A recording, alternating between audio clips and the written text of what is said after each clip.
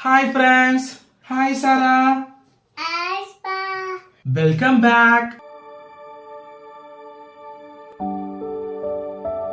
Today Sarah has an amazing story for you. What is the story name? The capsular and the monkeys. The cat seller and the monkeys.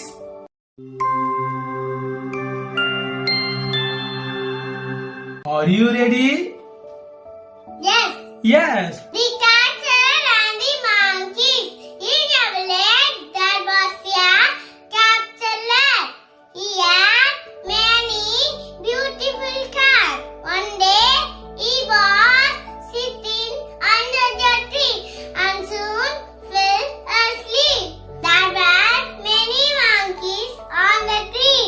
They saw the man asleep. The monkeys came down to take their cap each.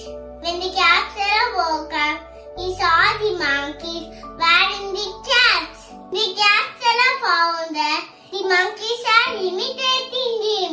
The capsular took off his cap and threw it on the ground. Oh. Seeing this, the monkeys also took off their cap and threw them on the ground. The clever capsular gathered all the cats and left. Moral: wisdom is man